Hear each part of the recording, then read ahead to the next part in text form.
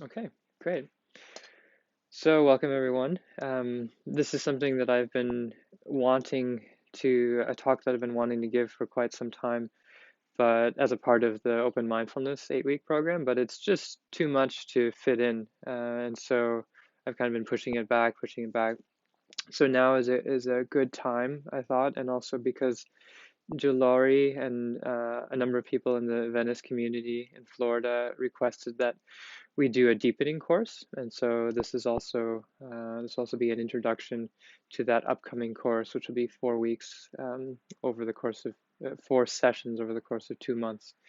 And in that course, we'll go and explore dimensions of awareness that we've been uncovering in the 8-week courses and going a bit deeper. And today, what I'd like to present is mainly drawn from the first chapter of Denis Rinpoche's book on open mindfulness, and that chapter is on contemplative science. And it's a bit heady, you might say. So it's very conceptual.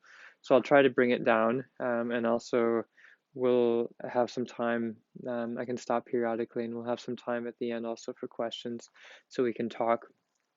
And after I do go through all of that, then I'll talk a little bit about the upcoming course, the kind of the view of it, and a little bit of logistics as well. So beginning with this idea of um, meditation as a science, right? And so we're already making some presuppositions in saying that meditation is a science. And I'd like to unravel that a bit and level the field a little bit more. And a lot of it has to do, so we'll talk a little bit in a very cursory way about the history of science, and the way in which our present situation is intersecting with that history, namely the mindfulness movement and the development of mainly Asian wisdom traditions arriving on the scene in the West, which is predominantly, the kind of predominant religion almost is science.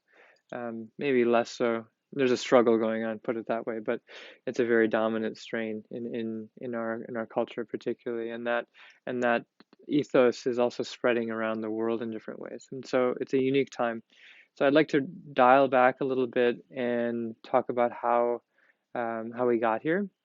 And there's you might say since the time of the European Enlightenment, one of the main ways of sort of knowing truth, knowing reality, is a model of representation. So the idea is that if we hold a mirror up to nature as we find it, and if that mirror is clear enough, pure enough, accurate enough, without any kind of distortion, then that way of knowing is ideal. And so the mirror of nature, and we'll talk, and this idea of a mirror, we'll come back to again and again, and also in the course as well, plan to practice with a mirror. Everyone will have a mirror, and those of you who have done the spring retreat here in Tennessee, we do that every year, and we'll do that next week as well. So, what is it like to hold a mirror and to view experience through a reflection? So we'll look at that. But this idea of the mirror of nature, very similar to like making a map.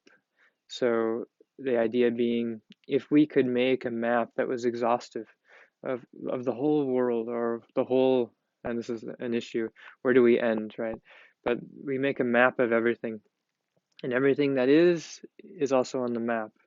And this is kind of evocative of something that Jorge Luis Borges, the writer, he writes a lot of these kind of fictional thought experiments.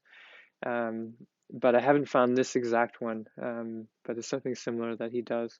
But if you imagine that, if you want to make a map of all of reality, you can do so, but at a certain point, you have to draw yourself in that map because you're part of that whole. But the problem is at that point that when you draw yourself, um, first of all, it's a dynamic process. We can kind of leave that apart. But the moment of drawing yourself in the map, then within that, there's going to be a smaller you drawing a smaller map. And within that map is going to be a smaller you drawing a smaller map. And so there's this kind of infinite regress. There's a kind of singularity, you might say, a point of falling, where in order to actually accomplish that, there's this problem in the middle of it.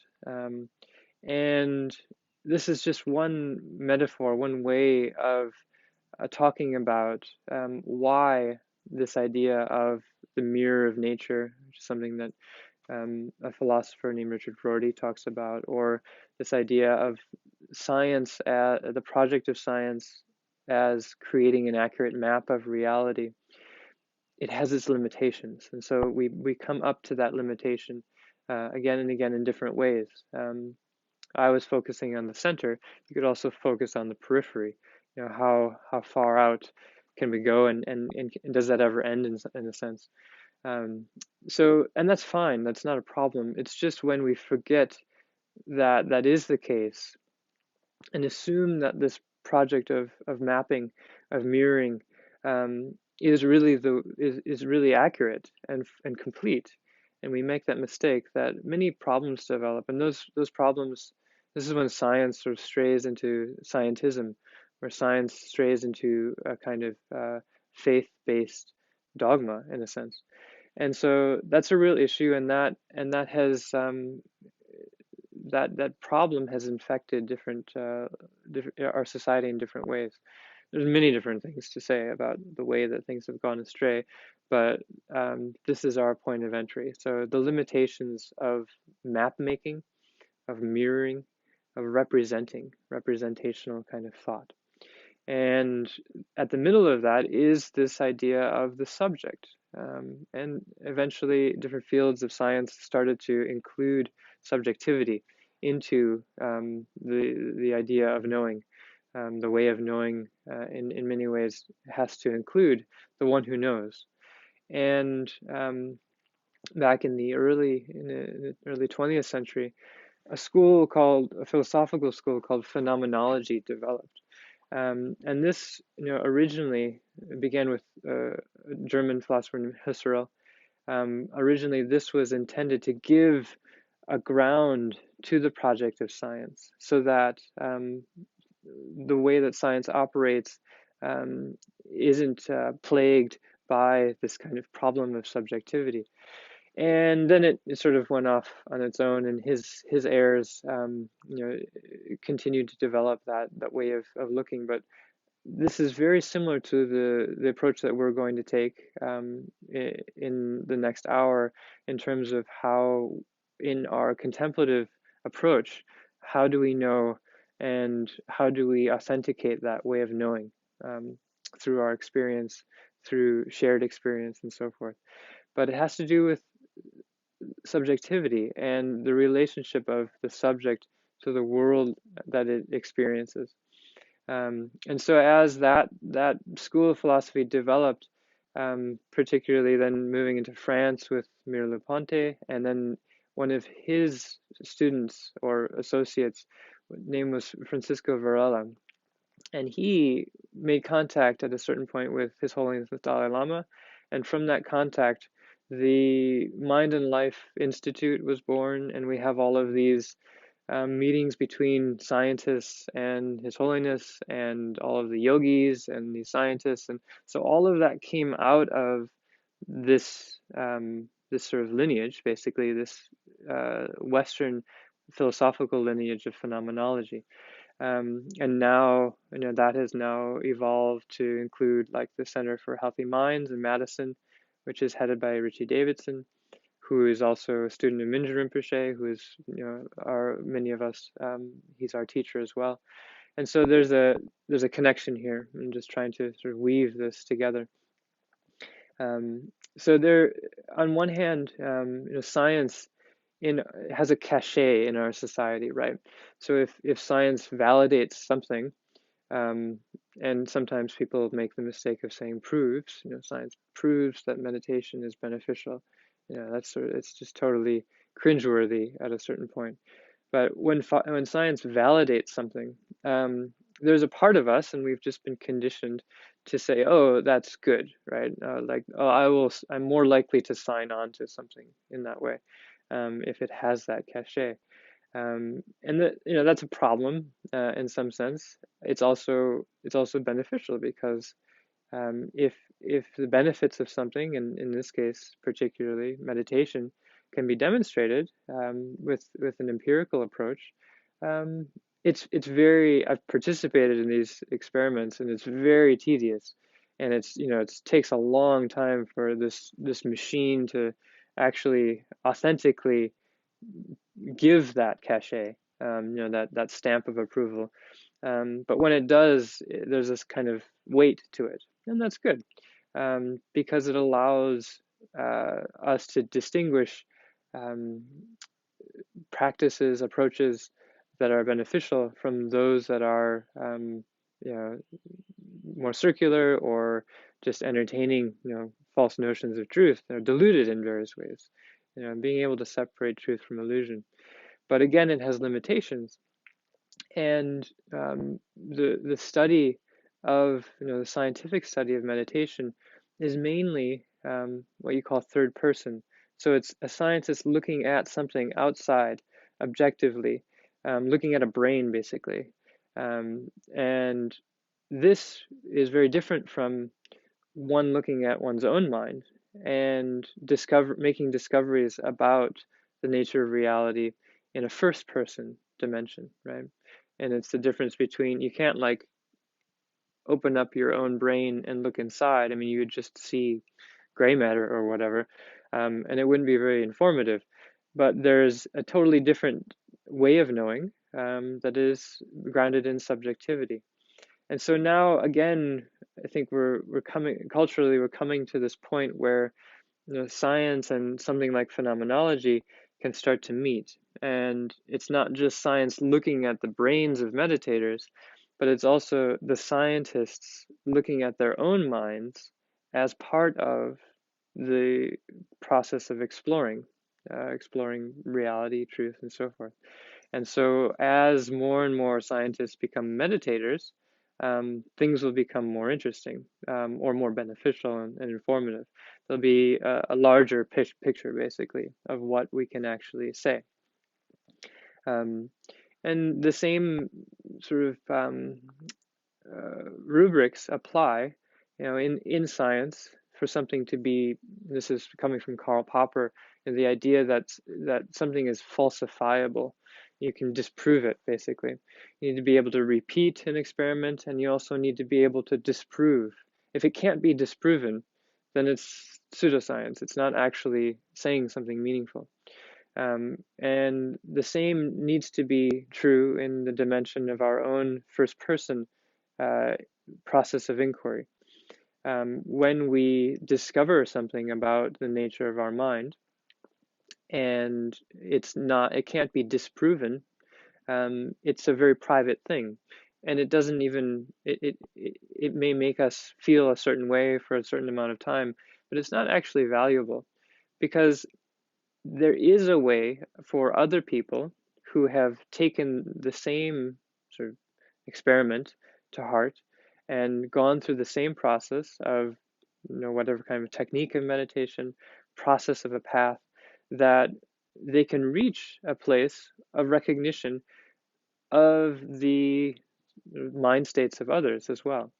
And that's something that can be shared and can be validated in peer groups where the same group of individuals have done the same types of practices and have had similar insights and realizations.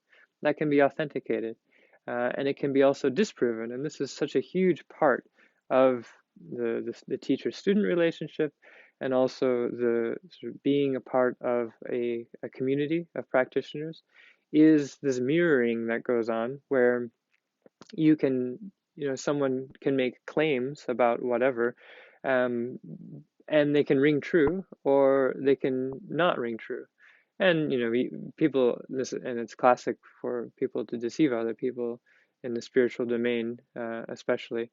But at the same time, it doesn't mean that it's all random, and it doesn't mean that it can't be. We can't look at it with a critical mind and distinguish illusion from truth, realization from deception, and so forth. So those are just things to keep in mind, and I'm just saying these are kind of peripheral to what we're going to be looking at in open mindfulness. But the discussion of the place of science, and the role of meditation within that, I think are important to have and to talk about, at some point at least.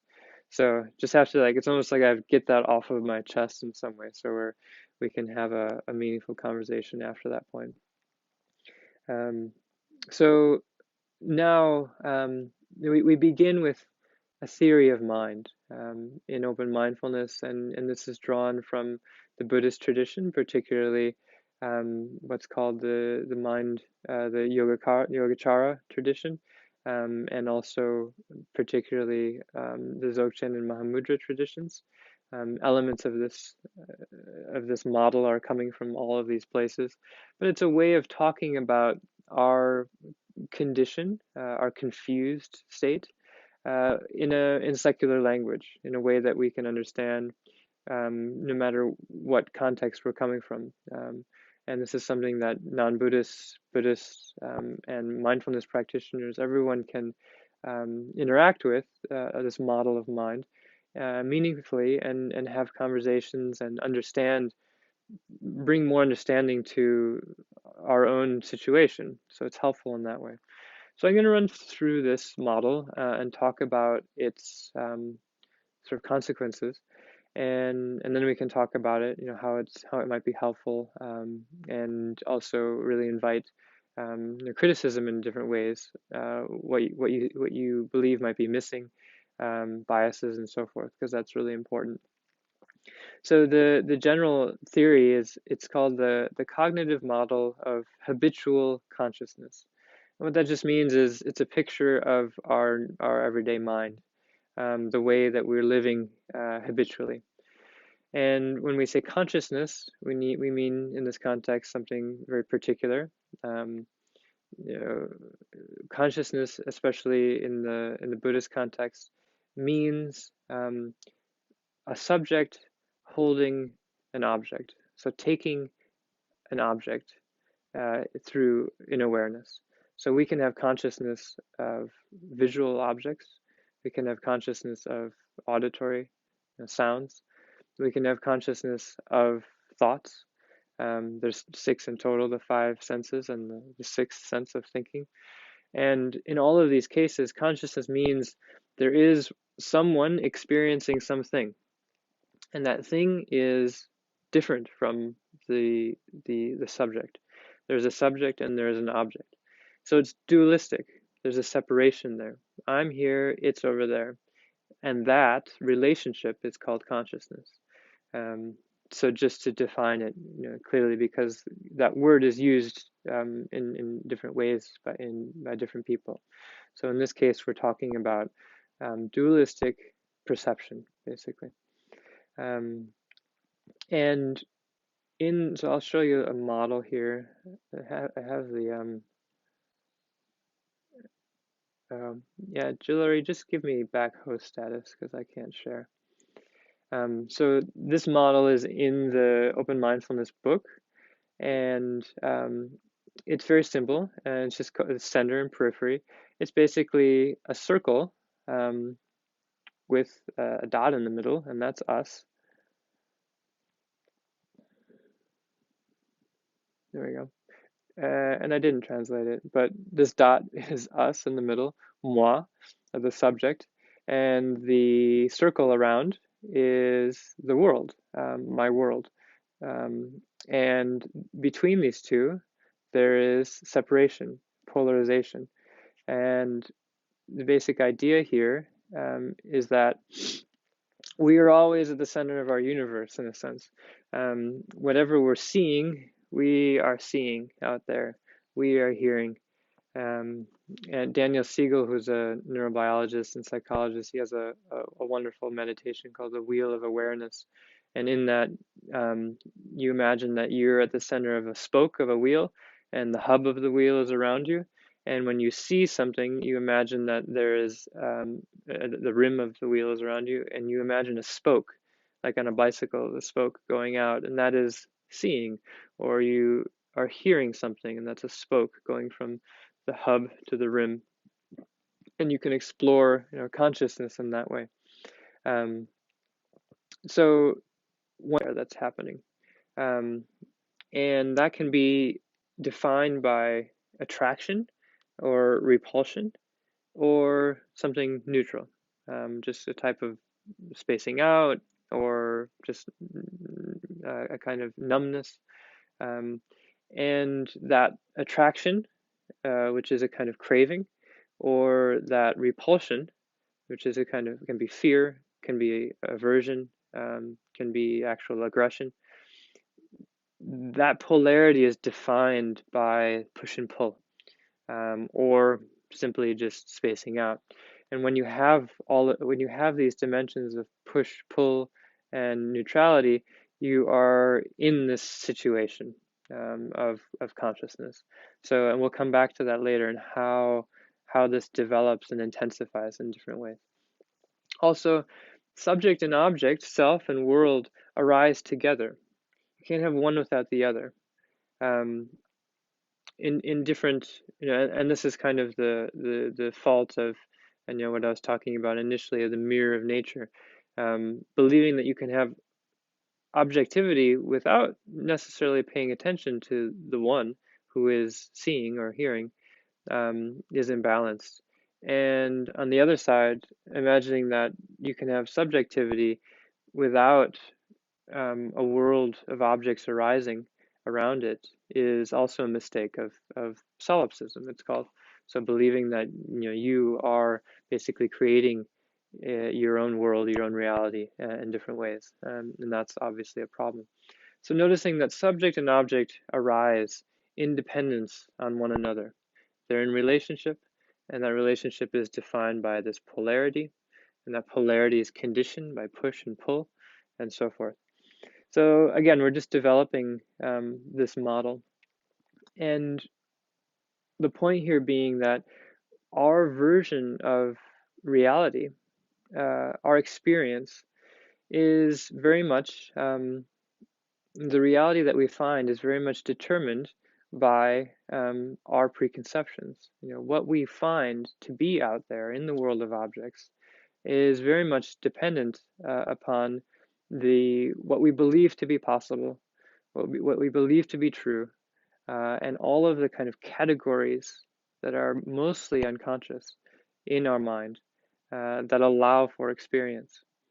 And so conversely, and this will return to near the end when we talk about the path and practice, conversely, as we begin to peel off these layers of preconception, the world that we find and that which we can become aware of similarly develops and is enriched and becomes more, unfolds with greater depth, right? So we'll look at that. So there's this kind of dependence going on, subject and object, and how and what we know to be true for ourselves and the world. It's all very much related, and so we'll look at how that becomes problematic and how that can be liberated in some sense and open.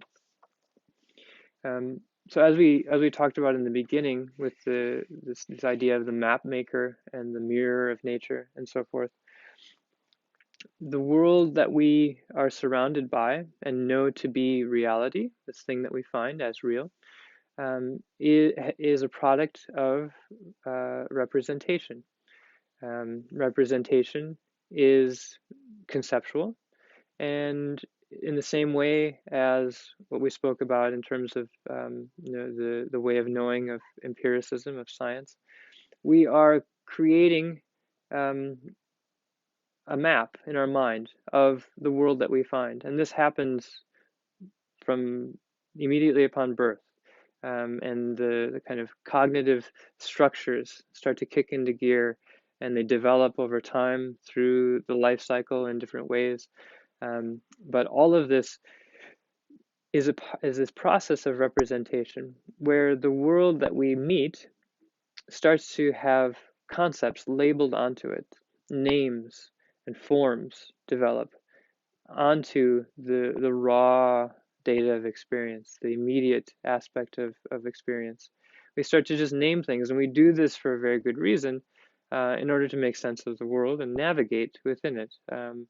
And you could also say that maybe evolutionarily it's a survival, an aspect of survival, um, and that this process of making names and creating a conceptual map of experience is helpful because it allows us to survive. Um, we don't have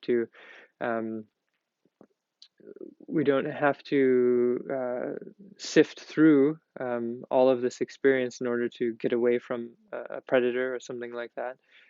We know immediately what can be eaten and what is poisonous and so forth. So we can talk about that in some way, but it also can become a problem in the same way as when we make a map and then forget that the map that we have made is a creative artifact, is something that we have deliberately created, and take that map for what it represents, taking reality as the thing itself, right? And this is, the classic warning of taking the map for the terrain. Um, but if we look at that as a metaphor for the way that we operate and experience reality, there's some deep truth to that. Because so often the world that we are experiencing is just the representation that we've created in our mind for that. And that's particularly apparent in interpersonal relationships where, over time, especially like with someone who's very close to us, we develop an idea of the person and we interact with that idea rather than the truth of that person in that moment, right? And obviously that's a problem. It's a problem for intimacy. It's a problem for creativity. It's a problem in many different ways. And the same is true with just bare experience in general. Um, our capacity to experience beauty, to experience the full presence of the natural world in many ways. All of this has, in all these ways, we've kind of diminished experience to our own preconceptions, which is a tragedy in some sense, but it also points to something deeper, a deeper level of um, of ignorance, you could say, but of a mistake, a deeper mistake, right? So all of this is also habitual.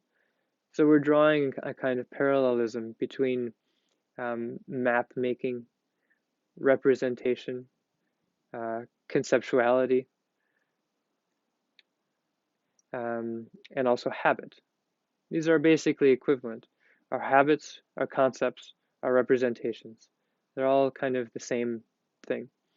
So in terms of habit, on one hand, we have this idea that we're living in a world of our habits and we're only seeing and feeling that which we are comfortable and have been accustomed to seeing and feeling. And anything out of that habitual zone, we don't even perceive, right? On the other hand, there is what we're proposing as immediacy. So instead of seeing through the screen and filter of our habits, there is, and this is a hypothesis, the potential to see things directly without mediation in a direct and close way, right? Um, and and as we'll talk about in the end, that duality between subject and object in immediacy is reduced to the point where it no longer exists, and neither subject nor object are part of this thing called experience. So we'll get to that in a minute. So habit and immediacy are sort of two hands here. Representation and presence. So we can live through our representations, or we can live in direct presence. So we're either representing or being present, right? And so this is again kind of contention of the fruits of mindfulness is presence. In we talked about in the courses, in French they don't say mindfulness; it's plain présence, like full presence. That is the word for mindfulness. So what does it mean to be fully present, completely present? And then how is that contrasted with living, experiencing through representation, right? Then preconception, living in accord with our ideas about reality before we find it. These are all again equivalent. Versus again, it's a type of immediacy, but we say the unborn. So something that hasn't been conceived is not born, and therefore doesn't die. And so in Buddhist texts, particularly in the Mahamudra tradition, we talk about the unborn nature of mind, which means it has never come together at some point in time as a product of conditions. And therefore, it can't fall apart at some later point in time when those conditions no longer hold together. It doesn't enter into that whole sort of wheel of existence, becoming and falling apart and so forth. So all of these aspects, immediacy, presence, the unborn, I'm just going to leave those as proposals for now. That is this possible? Because there's a lot that is said, particularly in comparative religious studies, about that question, whether immediate experience is possible, whether there is such a thing as pure presence, and so forth. And it can get quite complicated. But we'll approach that same question through experience. And for now, I'm just going to say we have on one hand habitual way of being, and on the other we have this aspect of immediate presence. And how that enters into this cognitive model is what we're going to look at now. And so our preconceptions, all of this boils down to, as I said before, concepts. And concepts are the product of grasping. And so this is the crux of the whole model. It all develops out of habitual grasping. Preconceptions are basically the same as conceptions. So there's this great quote by William James where he says that, many people think that when they're thinking, many people think they're thinking when they're thinking, but actually they're just rearranging their prejudices. So we just have this sort of storehouse of things we believe to be true, and when we think, we just arrange them in a different order with different priorities and so forth. And actually, we're just recycling our concepts, right? And it's kind of like that. Most conceptual activity has already happened and is continuing to repeat itself. So it's really just preconception. To think a novel thought is, a pure moment of epiphany, right? This kind of, it can be a moment of discovery, and it's not that common, actually. Um, but at the root of all of this, particularly with preconception, is grasping, and the degree to which we are revving that engine of conceptual activity. Beneath that is this energy of grasping, and it holds everything together.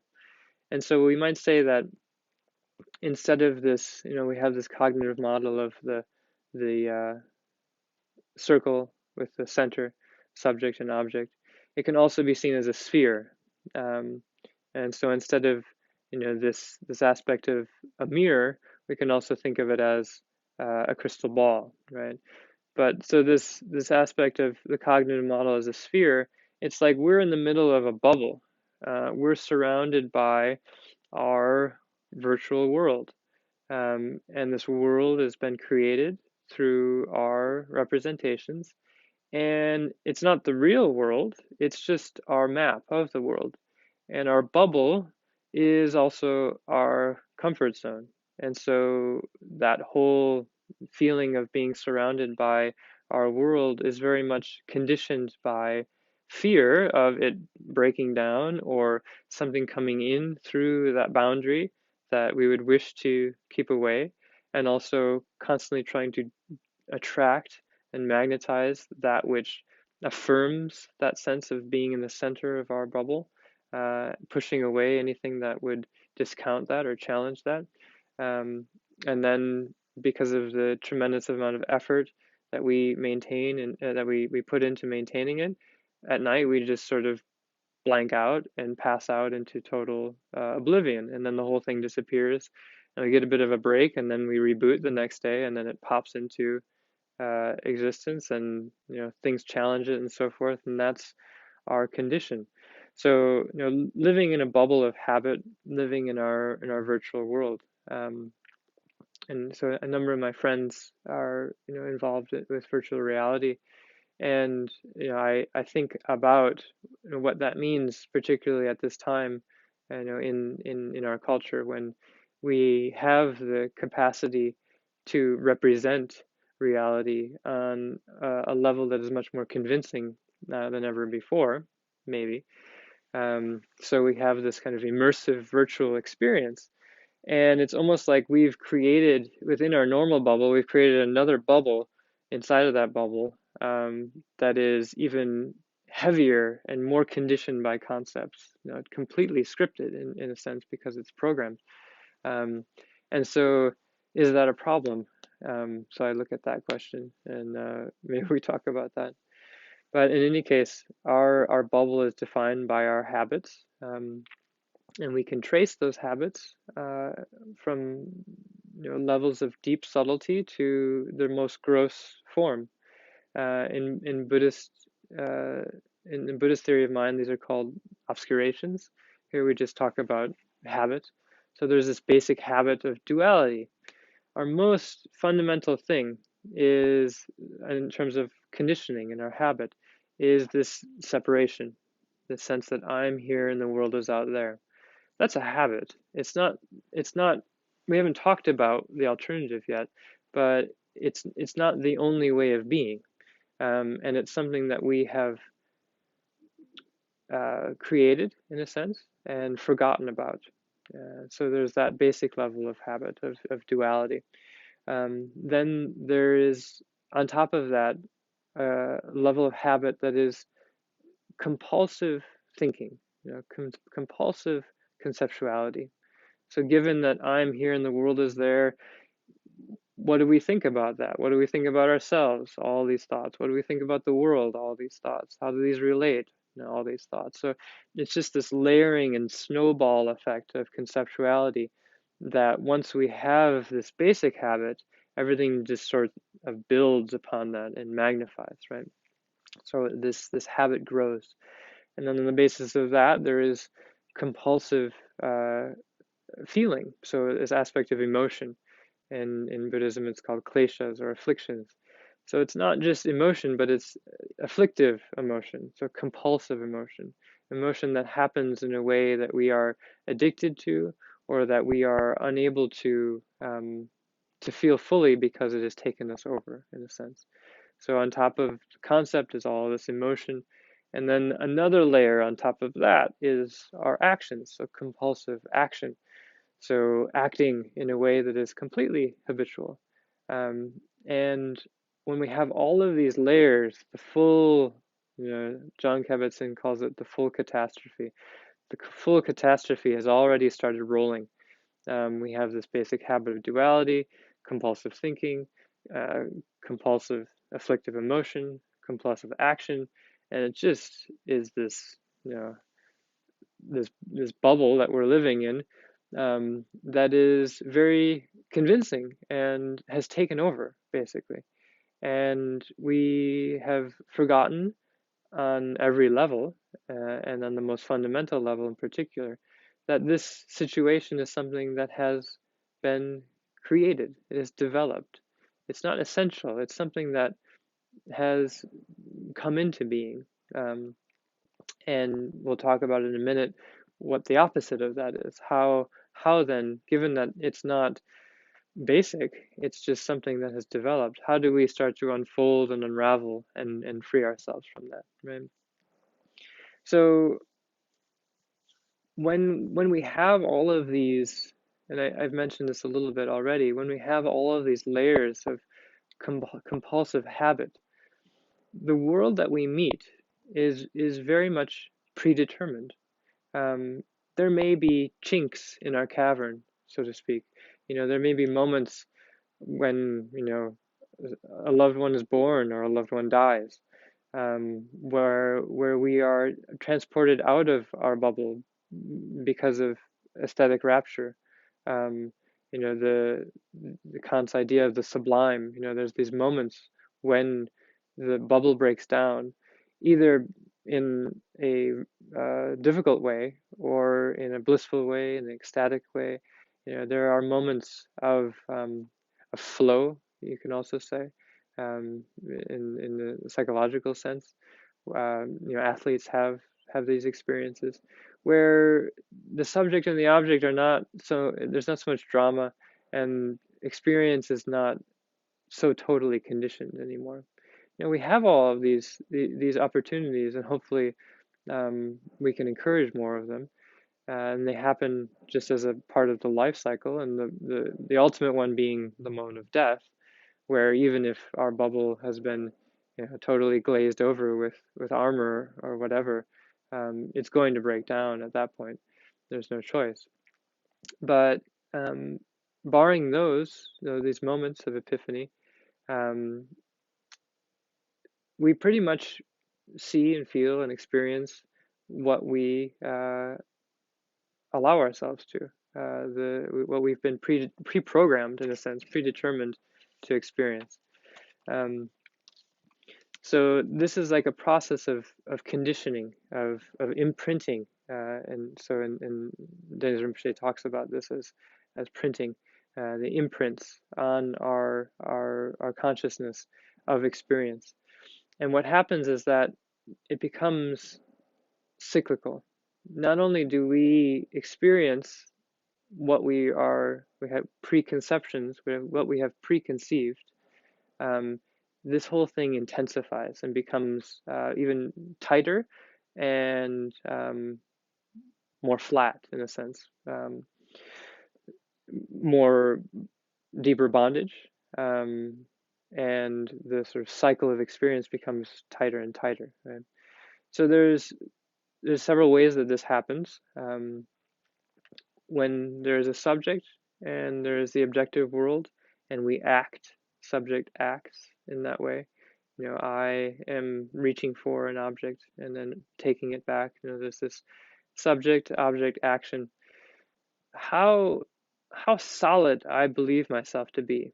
If I'm just convinced this is me, and that thing over there, that object, that coffee, I want that, and that's a solid thing, and it's very real.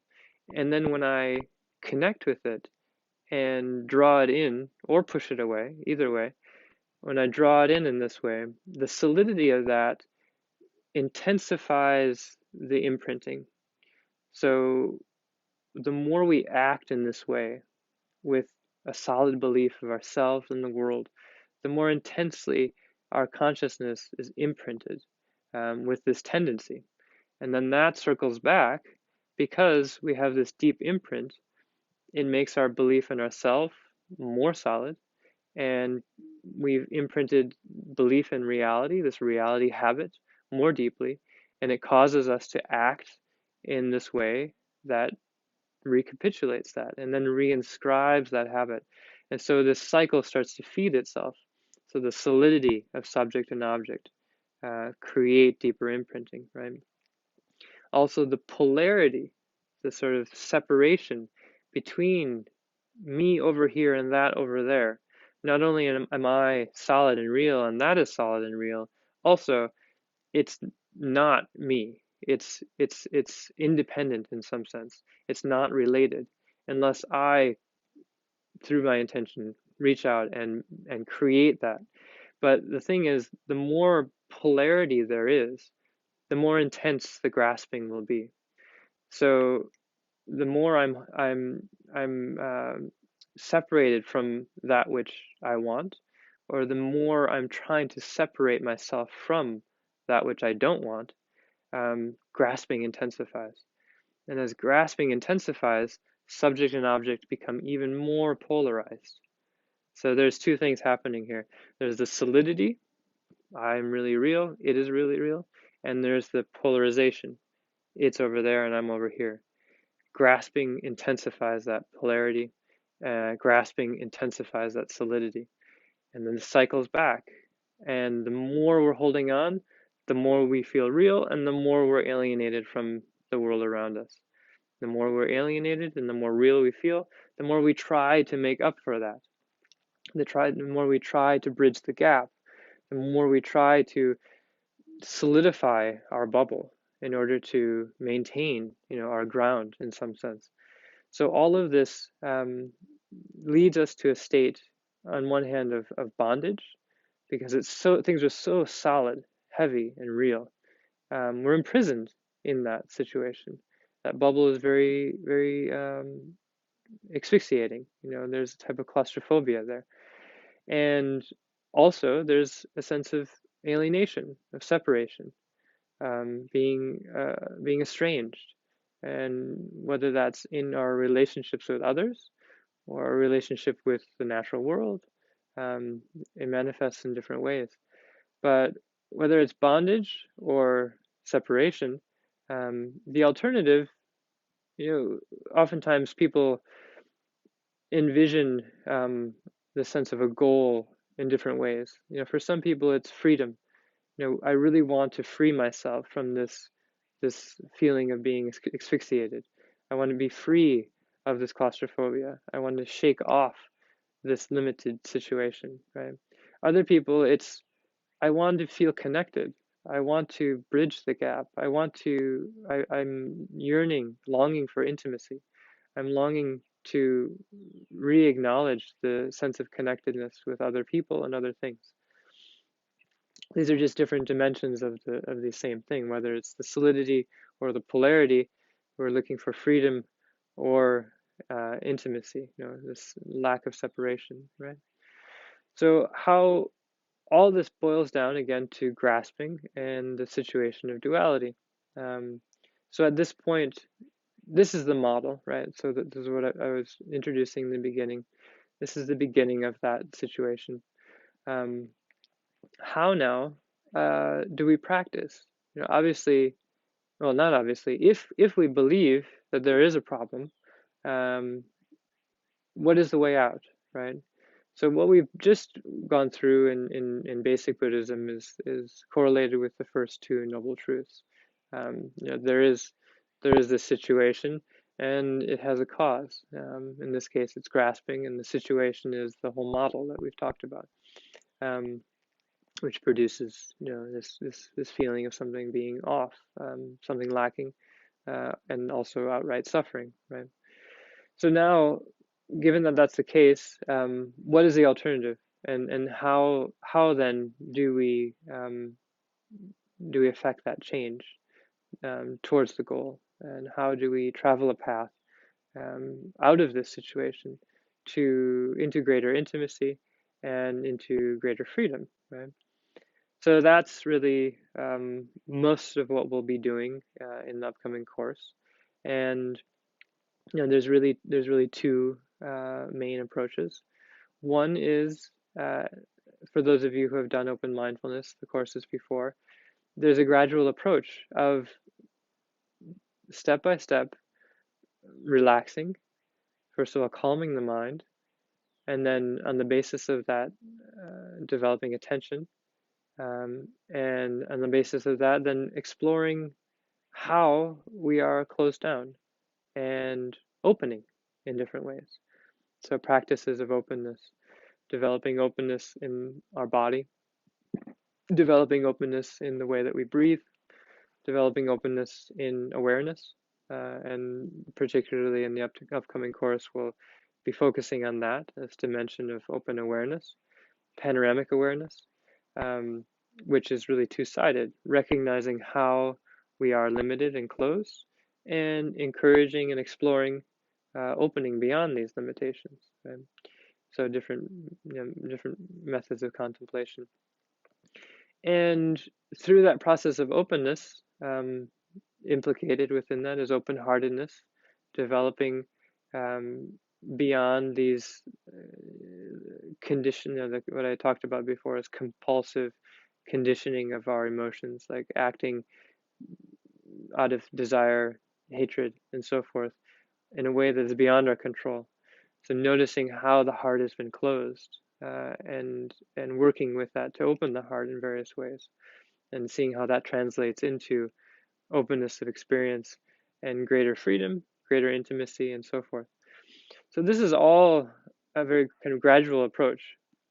At the same time, we can do it all in a moment of recognition that this whole situation of me and my virtual world, which is very akin to a dream situation where, in the middle of our dream, we are the star actor in our drama, whatever kind of drama that might be, and the world around us is projected from that sense of self.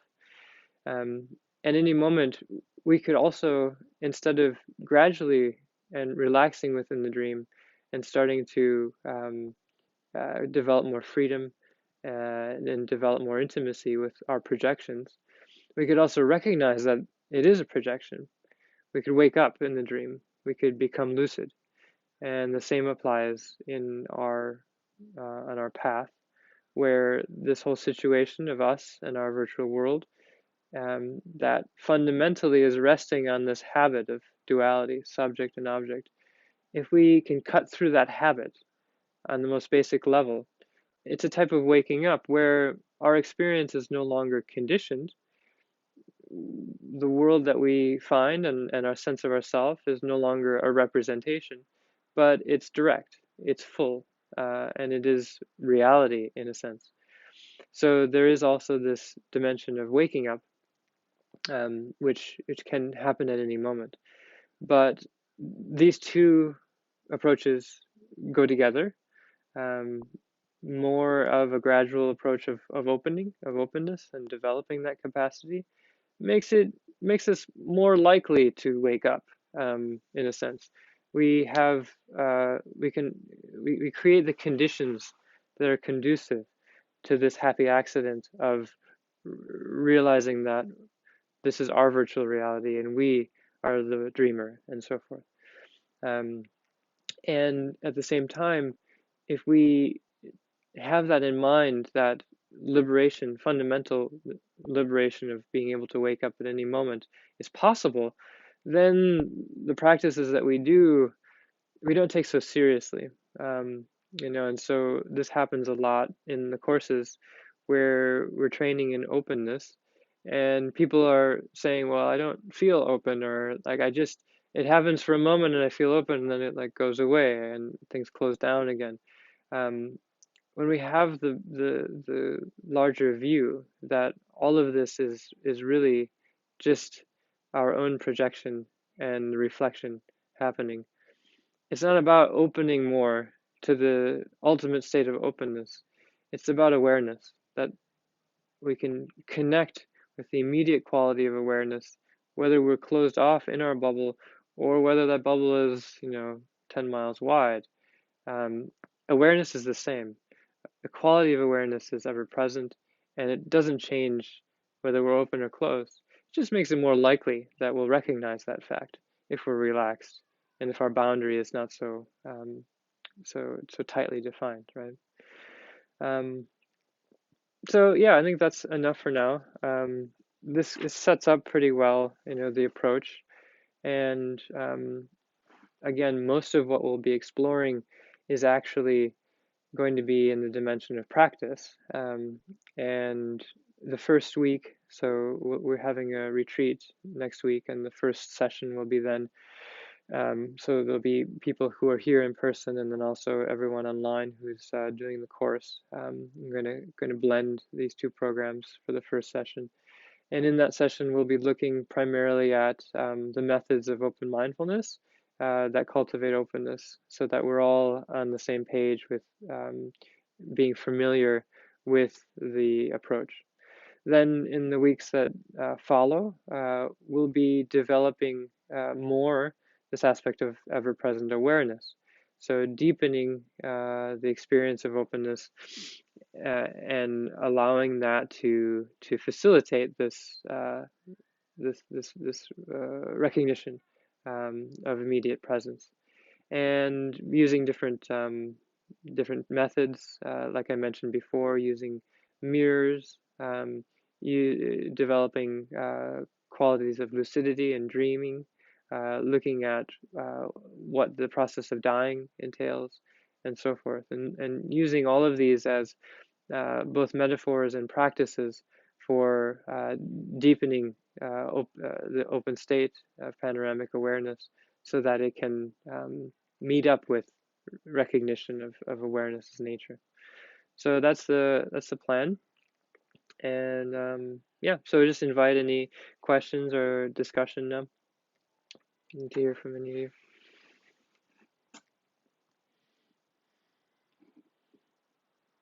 That was yeah, good. I'll just throw in for people who this is their first introduction, although this is the talking part. The course itself is very experiential. Those of us who went through it found spend a lot of time on the different meditation techniques and movement and breath. Yeah, we spend so much time meditating that I never talk about any of this, right? So the courses are very almost most of the time is spent practicing.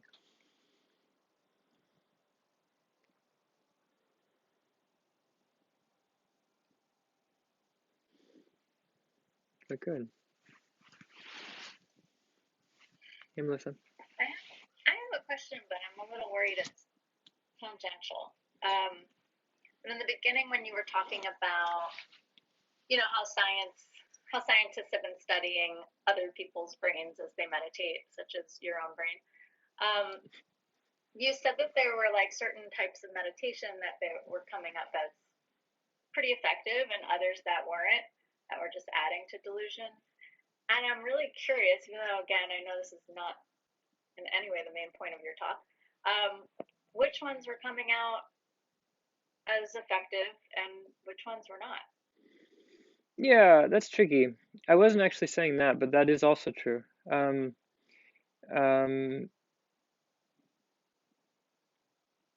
put it this way: the way that the study, so like in neuroscience, the way that meditation has been studied, it began by taking the normal approach that science does, which is you get a random population, and then you teach them something, and then you see half of them don't get taught that, and half of them are doing what you taught them, and then you see the difference and so forth. And then they were looking at those different methods. Usually it was a type of concentration. Eventually, it started to become more about loving kindness. Sometimes it was about open awareness, more rarely. And the results were kind of random. Generally showing that there was some benefit. But then at a certain point, particularly with Richie Davidson's lab, they shifted into looking at what is the experience of experienced meditators, people who have done this for, they have this sort of benchmark of 10,000 hours or whatever. And so they, as like a level of competence. And so, they went to Dharamsala, and they were, sticking probes in all sorts of orifices of these yogis and doing all of these things to see what it's like to measure the experiences of seasoned meditators. And then that was much more interesting, right? So that's one thing, just the importance of the sample pool and seeing that people who are experienced will demonstrate results that are much more meaningful, and much more trustworthy and much more meaningful. And then between different styles of meditation, originally the first studies were done on TM, transcendental meditation, which is a type of concentration, a kind of absorption using a mantra. And that had various benefits in terms of self-regulation, being able to reduce stress in various ways, being able to control autonomic functions like heart rate sometimes, and obviously breath, things like that.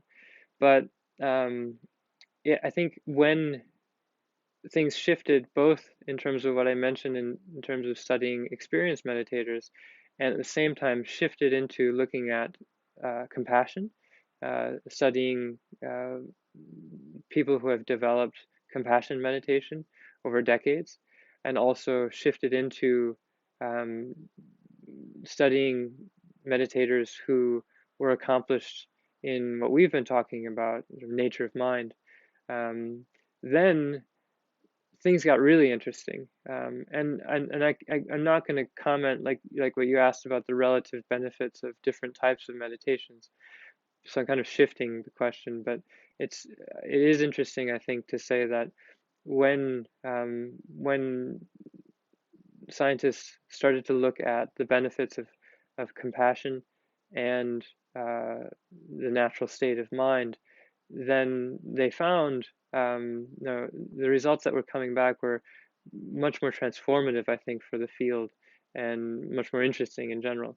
And so then it's not so much about being able to not only have less stress and feel more fulfilled in your life, but also um, going beyond the bubble, in the way that we've been talking about, that there is a way of being, experiencing, and knowing that surpasses the kind of conventional model.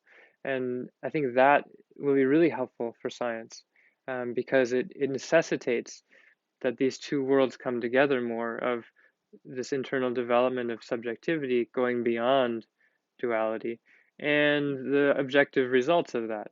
Namely, you can look at like brain waves and things like that, but they were just seeing results that were off the charts in terms of how not only the quality of concentration, but the like emotional resilience, and how deep and strong the capacity for compassion was in these individuals, and how imperturbable their awareness, no matter what kind of stressors were given. So it became really interesting.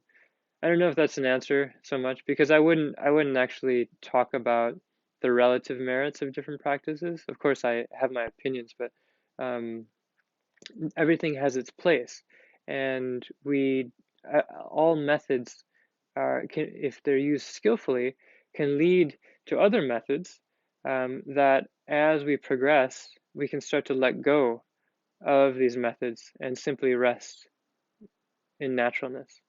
So I would say a method that is superior to other methods is one that acknowledges it's going to erase itself at some point. But a method that doesn't acknowledge that, I would say, is inferior. A method that says, this, just do this and keep doing it forever, kind of thing. I think that's a problem. But anyway, does that help? Yeah, that's really interesting. I'm thinking about it from an educator's standpoint of like mindfulness in schools and the scaffolds that we offer. So that's really interesting. Thank you.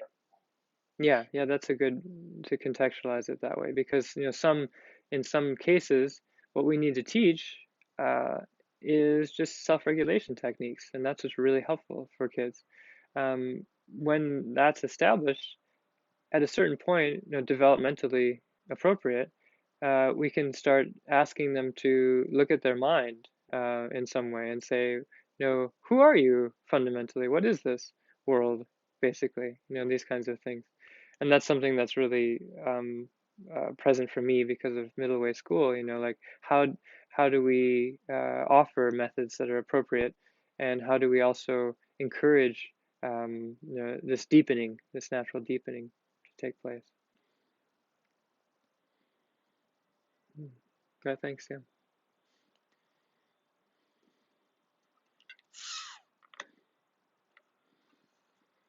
Anybody else? Tangential is fine.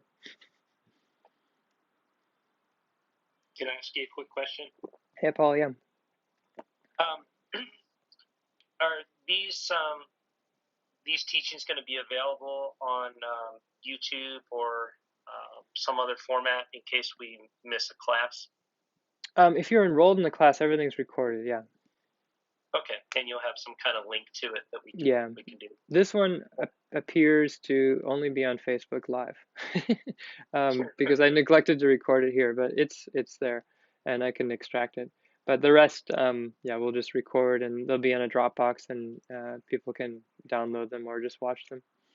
Okay, yeah, I would love my son to see this. He might want to do the course with me. Cool. Yeah. Great. If we could even see this Facebook. One other question I was going to ask you is, how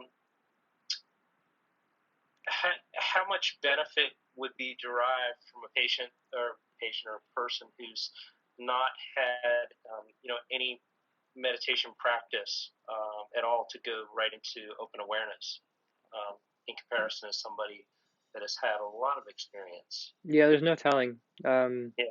You can't say, but I generally, just as a sort of rule of thumb, the deepening course is basically people who have done a course or who have done practice already, particularly within either Mahamudra or Dzogchen traditions. Sure. For it to be beneficial, but I think you can play catch up, everyone's disposition is different. I was thinking more for him, but I've done some of those practices. Yeah, but if it's your son, I think that could be helpful. Yeah. I just would add that to that then for some of our people. They don't have to have done Mahamudra or Dzogchen, but the open awareness that they get in Turgar. Yeah, even joy of living is enough, I think, because that's the way he teaches it. Yeah, good. So all of this is really cognitive, and I tend to go in that direction, but I try not to generally. And there are other ways of, this is a model, right, that we presented. There are other ways of approaching it, more intuitive ways, more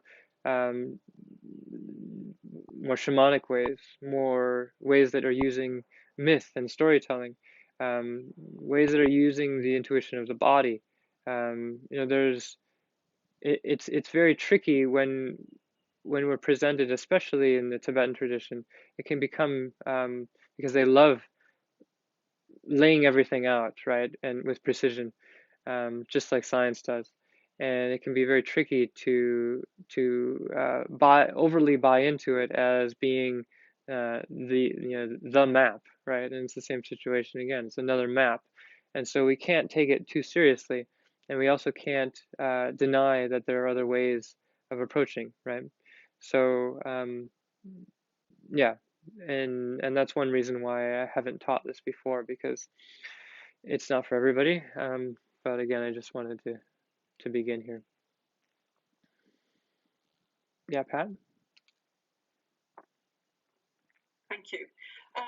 That was a great talk. Thank you very much. I think I probably got about 25% of it, but each time I do something, I get another 25%. So eventually, I guess I'll get there.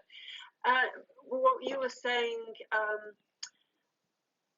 I suppose I have to reassure myself that even though I might not have the 100,000 hours left in my life, who knows, in order to be able to be one of these people who are off the charts, that exploring full presence is still a good thing, a good way to go to peel back those layers and get to those biases and cut through the habits and get some level of increased awareness of how I'm relating to life and my levels of polarity and connectedness.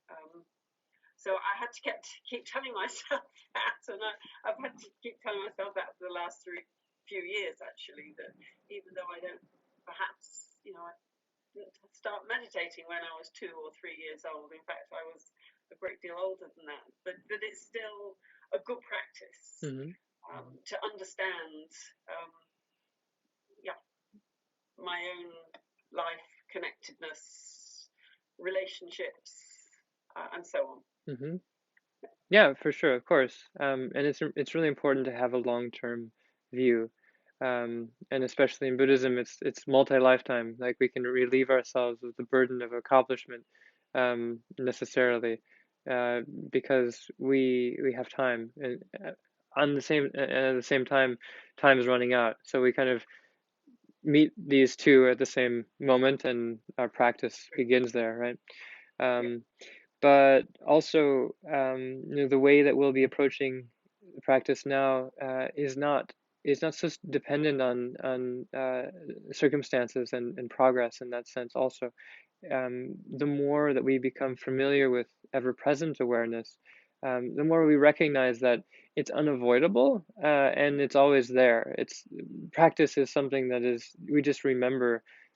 At the moment of remembering, we're practicing, and you don't have to set it up. You don't have to like sit down and well, we always do all these stretches and breathing and build up this edifice that we can just relax at the end of. It's at a certain point, it's not really about that. It's just on the spot, um, remembering our own mind and the inherent awareness that is present. And when we can liberate our practice in that way, we still do the formal sessions and they're still beneficial, and we can't not do that. But it also relieves the burden of needing to arrive, somewhere else and build some type of, spiritual story and path in a sense, right? So that'll be a main focus, and we can that same issue, that you shared. I hope we can really get into it more directly because, yeah, it's not such a big deal. Yeah. Hey, Jen. Hi. I know you have a young daughter, and we have a granddaughter who's moving towards being 3 years old. And every time her mother, my daughter, is always telling her what an object is called, and she's always trying to teach her the names of colors and so on and so forth. And so this goes on a lot because obviously the child is just learning words. and in fact she wants to know. She'll say, what's that? She's always saying, what's that? But I always find myself kind of shriveling because I'm thinking, oh, she's going to have to grow up and do what we're doing, which is undoing the whole representational process. So how do you experience it with your own daughter? Well, really encourage many different languages is one way of doing it. Is it a cat? Is it a gatito? Is it a shot?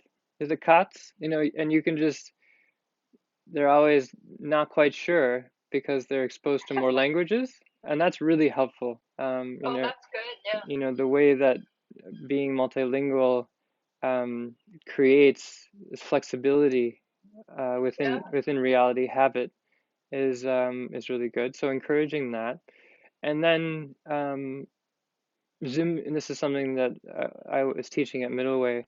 Zooming in and zooming out. There's this thing, and you just named it, but then you can zoom way in, and then there's a lot more things there, and you can name all those, or you can zoom way out, and then what? So that's really helpful. Zooming in, zooming out.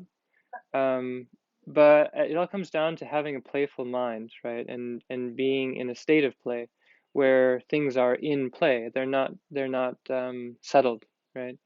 And whether that's linguistic play, perceptual play, things like that, really encouraging that. And of course, yeah, and one of my teachers, Zonta Chensen Rinpoche, he talks about education as a necessary evil.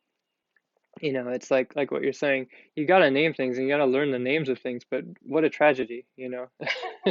And so, but if you don't do that, then the result is like much worse, right? Um, so there's a sense of humor about it as well. Yeah.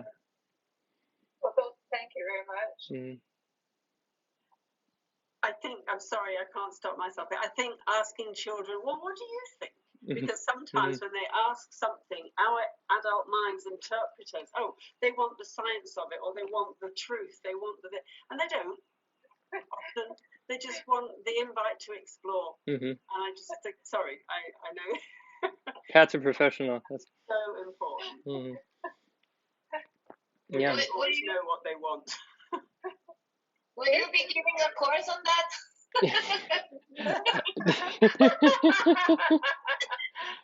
The problem is, hey, that's the thing. Like, I was talking to my friend Mariana, and she was saying her husband, and I'm the same way. Her husband is really good with children who are the same age as his son and lower, but anyone above that age, he's like totally lost. And it's the same with me. It's like I'm good with like 3 years old now. I'm good. Before I was not good at all with any kids at all. Now I'm good, like maybe a little bit better up to age 3, but beyond that, I'm just like clueless. So maybe when she's like 16, I can give a course on something. I don't know. But you've been through it, Gloriana, so you know. This is like, yeah, it's a thing for mothers. Buddhist mothers really need to pool their resources and teach us, right?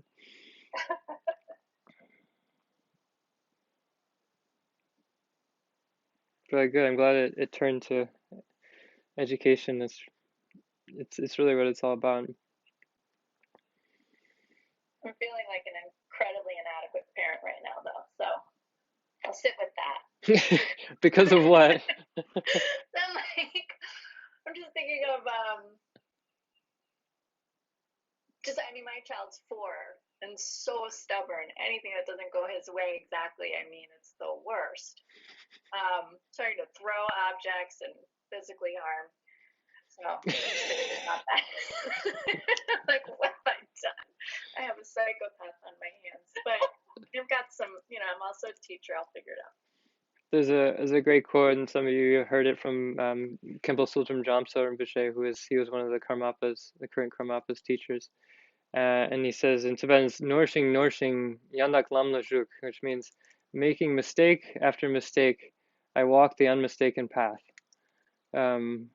So the idea being that we have the view, and we also have confidence in our own capacity for liberation, capacity as parents, capacity as whatever, all held within this larger space or sense of humor, sense of play about the inevitability of making mistakes, and that's sort of defines our progress, right?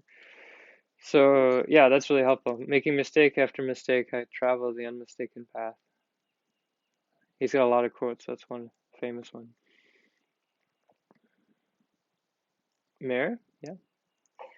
I just wanted to add, Pat, I think it was when you spoke, and Melissa, for so many years, I just believed that everyone had the answer to the $64,000 question but me. And I don't know, I just did. And I'd say in the last year,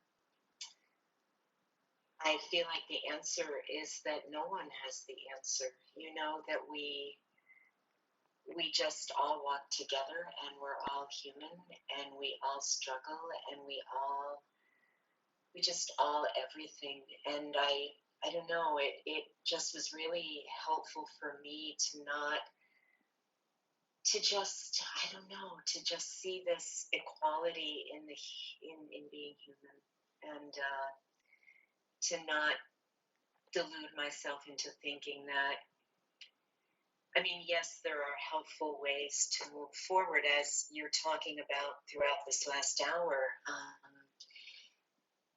And we're all going to be there, and we're all going to not be there, and we'll all get back, and we'll all, it's just life. So anyway. Thanks, Mary.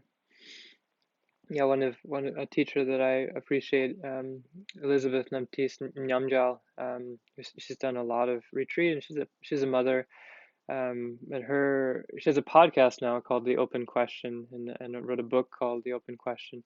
But this idea that it's not so much the knowing, very similar to beginner's mind that we talked about in the beginning of the course.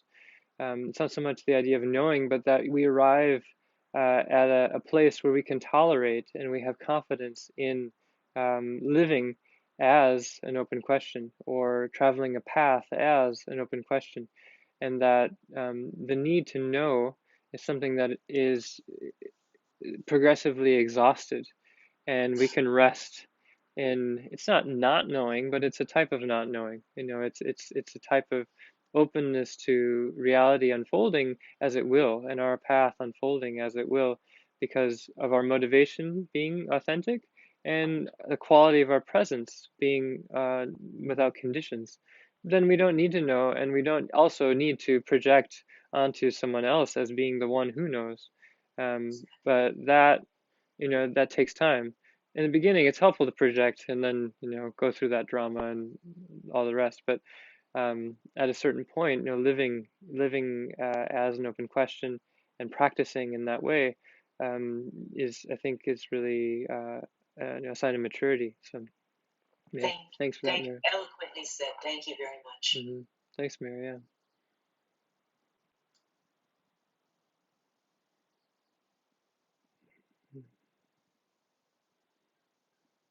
Good. Well, so any questions about, even just logistical, about the upcoming course?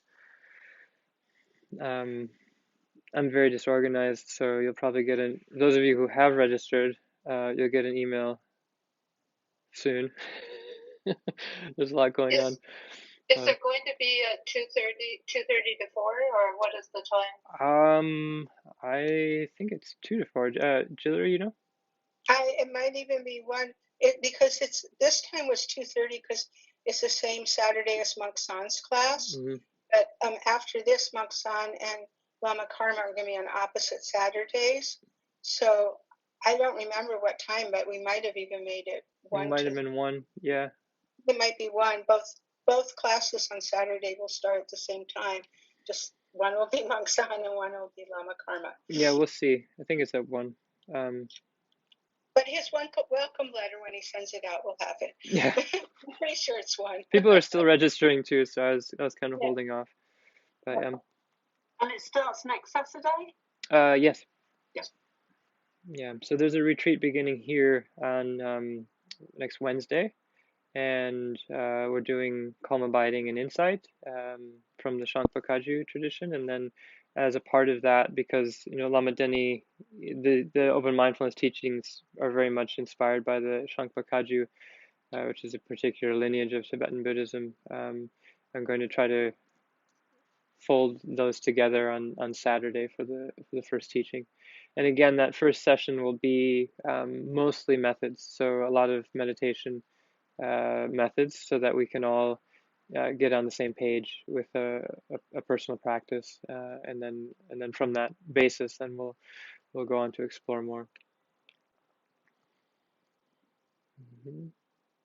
Okay, good. And then also, for those of you who don't know, there's a weekly meditation group on Tuesdays at noon. I think that's right. And that's open and free. And so if you want to join that, just write me. Did it switch off? What? Say that again, Hillary? Did that switch off of Wednesday? Oh, sorry, Wednesday. Yeah, again, I'm very disorganized. There's so much going on right now. Wednesday is at 12, right? And someone else was speaking. Pat, was that you? I was just going to clarify if it'd been moved to Tuesday. No, yeah. Oh, yeah. There's a lot of people who want it on Tuesday. That's true. Yeah. We'll do that eventually. I think once we go to Poland, in like 3 weeks, we'll move the day of the week. But good. So thank you everyone for coming, and let me just put my email here in case you don't have it. In the chat, very simple. In case you need to get in touch with me, or you want a link for registration, or you want a link to join the meditation group, and so forth. And yeah, we'll take it from there. So let's just close the dedication. Whatever benefit, whatever goodness there's been in practicing and talking and sharing today, whatever insight, may that be a cause for our full awakening, for the full unfolding of our qualities, compassion and wisdom, and that on the basis of that, may we help all beings develop their own Buddha nature and reach full freedom and fulfillment.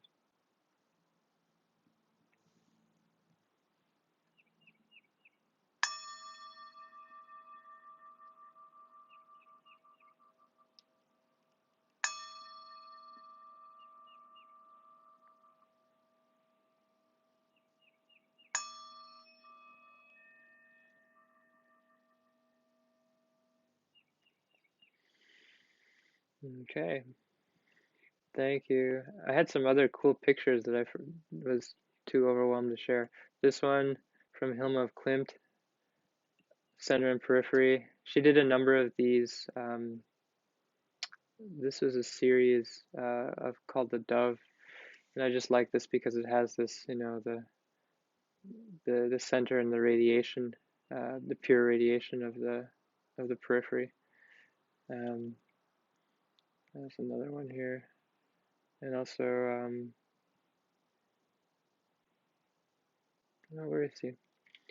I had a great one from MC Escher. Here it is.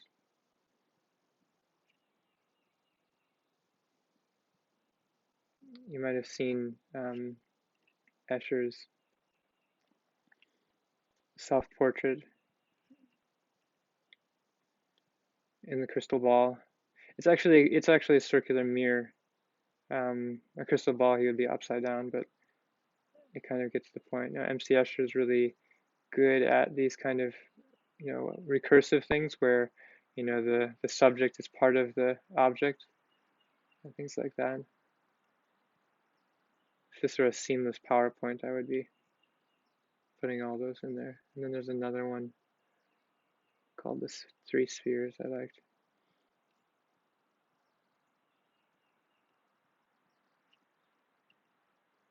There's another one. This is cool as a complete transparency, and then the subject, and then opacity. Anyway, cool things. Thanks everybody. Thank you.